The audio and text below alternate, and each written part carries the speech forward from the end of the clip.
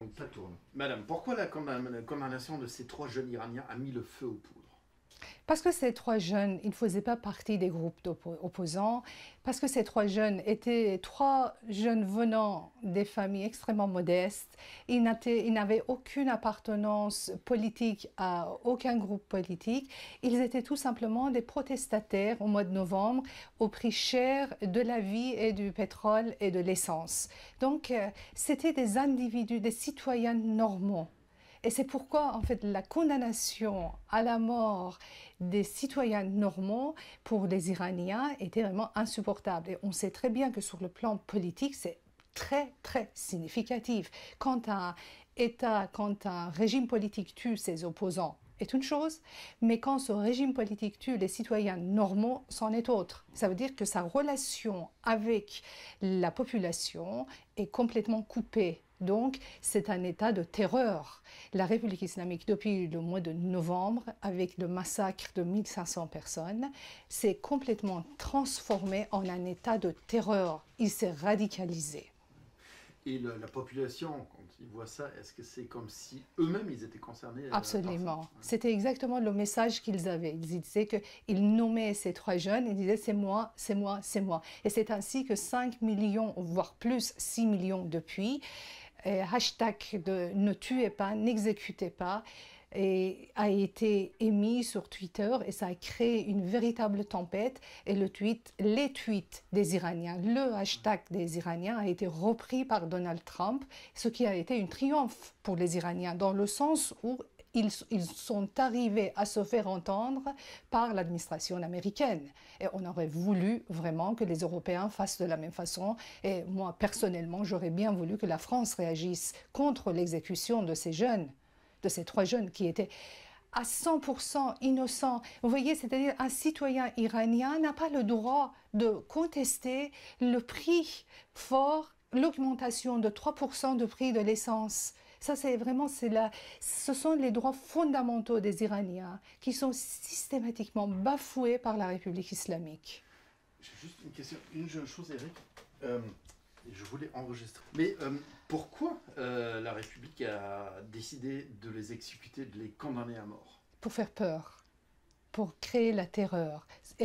La République islamique est devenue un état de terreur et sa seule manière d'assurer sa survie, c'est de terroriser la population iranienne qui est là maintenant, je peux vous dire, à 90% contre ce régime, à 90% voire plus. Et si il y a quelques mois, on pouvait dire encore, il y a une partie de la population qui peut soutenir. Là, aujourd'hui, c'est vraiment pas le cas. Sauf les gens qui sont directement liés aux dirigeants de la République islamique et ont des intérêts pécuniaires soutiennent encore le régime, qui ça fait partie même pas 5% de la population, mais l'écrasante majorité des Iraniens sont contre. Vous savez pourquoi? Parce que la République islamique est en train de vendre le pays sur un plateau d'argent aux Chinois et aux Russes. Et évidemment, tout le monde sait à quel point les Iraniens sont nationalistes. Pour eux, c'est insupportable l'idée de devenir la colonie, que leur pays devienne la colonie de la Chine et de la Russie. Et ce qui est en train de se passer en ce moment. La République islamique, les dirigeants de la République islamique sont en train de transformer l'Iran en colonie des deux autres pays, la Russie et la Chine, quelque chose d'inédit dans l'histoire de plus de 2500 ans de ce pays.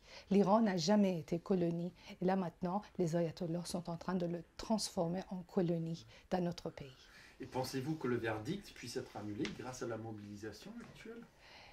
On peut toujours espérer parce que c'est vraiment, ces trois vies sont très très chères pour les Iraniens. Ce sont les vies extrêmement chères, extrêmement importantes, symboliquement, je dirais. Parce que depuis l'avènement de la République islamique à ce jour, l'Iran est le deuxième pays sur le palmarès des pays qui exécutent sa population après la Chine.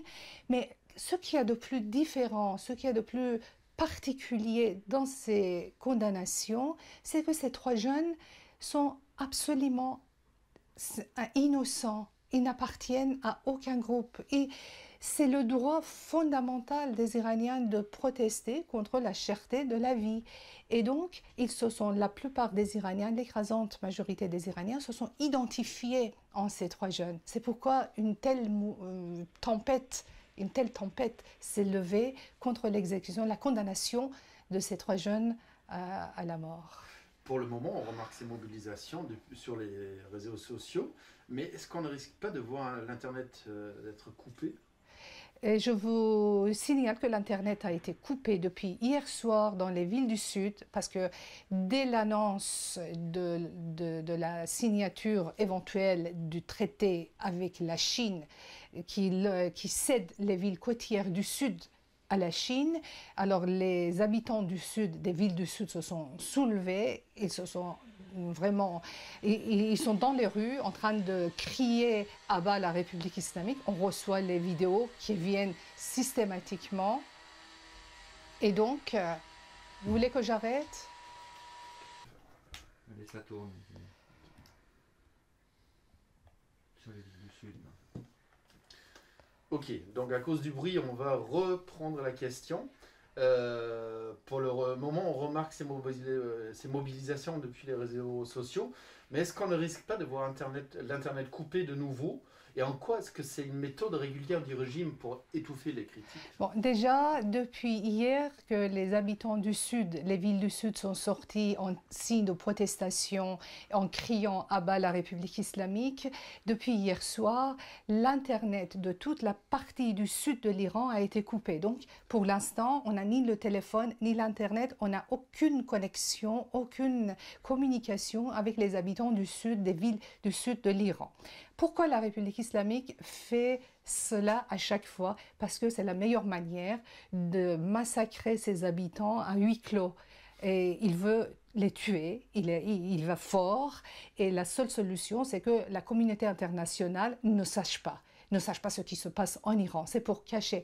Mais le fait est qu'après quelque temps, les vidéos sortent et on voit ce qui se passe. Mais ça n'a pas la même force quand on voit la mort en direct. Et c'est de ça que la République islamique a peur. Et là, est-ce qu'il y avait déjà des morts? Est-ce qu'ils ont tué? Est-ce que vous avez eu des informations là-dessus? Moi, je fournis mes informations, je suis systématiquement sur Twitter et hier, ils ont annoncé que les manifestations ont tourné en sang parce qu'ils ont tiré sur la population. Et quand ils ne visent pas les pieds, ils ne visent pas les mains, ils visent la tête.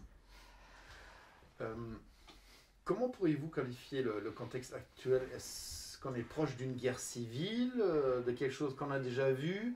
Que craignez-vous pour les Iraniens? Écoutez, quand on parle de la guerre civile, cela suppose que la population est armée, ce qui n'est pas le cas des Iraniens. Et je doute que ce soit le cas des Iraniens dans l'avenir proche, parce qu'ils sont très pacifistes. Ils ne veulent pas du tout rentrer en guerre contre le régime. Ils veulent tout simplement que les ayatollahs partent en douce et que pas de problème, sans la tuerie, sans les bains de sang. Mais la République islamique, les ayatollahs, ils ne vont pas partir. Ils ne vont pas partir aussi calmement et doucement. C'est un rêve et ça ne va jamais arriver. La République islamique a fait preuve jusqu'à là d'une violence extrême envers la population iranienne. Depuis hier soir, le bain de sang a recommencé, a repris. On a plein de morts depuis pas plus tard qu'hier soir. Et ce qui se passe actuellement, l'Internet est coupé, on ne sait pas ce qui se passe. Mais qui, d'après vous, tient le pouvoir? Est-ce que ce sont les ayatollahs ou est-ce que ce sont les gardiens de la révolution? Ou est-ce que se tiennent tous les deux? Écoutez, il y a beaucoup de fractions différentes à l'intérieur de la République islamique.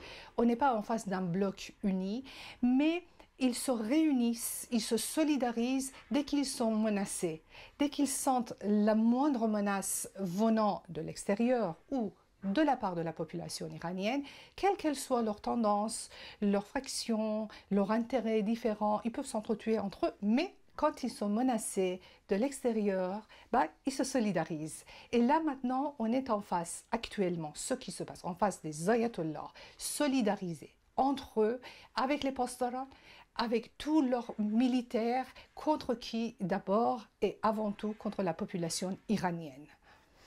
La mobilisation semble dépasser la région du Khouzestan pour se diriger vers Téhéran. Pensez-vous qu'elle peut évoluer dans tous les pays? Ou est-ce que c'est déjà en cours? Que voyez-vous? Je pense qu'aucun régime, pas seulement la République islamique, ne peut tenir en assassinant, en massacrant sa propre population. Comme vous l'avez bien dit, les manifestations ont d'abord commencé dans la région du sud, Khouzestan, ensuite s'est propagé vers les autres villes et depuis ce matin, c'est Téhéran qui s'est soulevé contre la République islamique et on peut attendre que la situation soit complètement explosive, que toutes les villes iraniennes, encore 6 mois après les dernières manifestations, après les derniers massacres, juste 6 mois après, que le pays s'embrase à nouveau. La situation est explosive. Les Iraniens sont fatigués. Ils ne veulent plus de la République islamique. Depuis novembre 2019, les manifestations sont récurrentes et réprimées de la même façon depuis plusieurs années. Qu'est-ce qui change ici? Est-ce que le Covid-19 a aussi eu une influence sur les tensions? C'est vrai que le Covid a fait peur aux Iraniens et ça les a enfermés dans leur maison.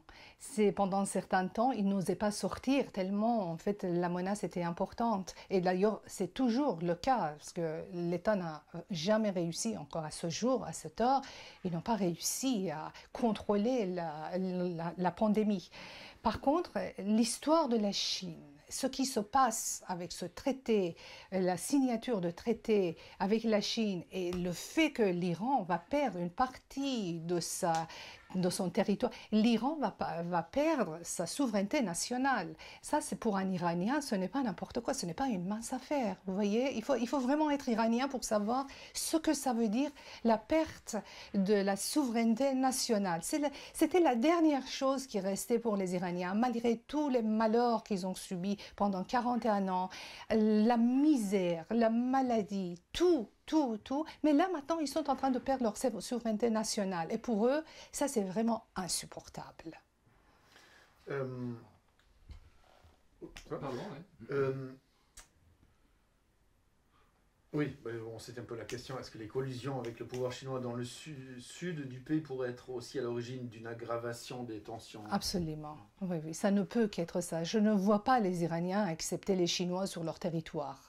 Vous voyez, en plus, je n'arrête pas de leur dire, j'ai été interviewée par la télé iranienne, je disais faites attention, les Chinois ne sont pas les Américains qui n'osent pas descendre un seul soldat sur les territoires ennemis.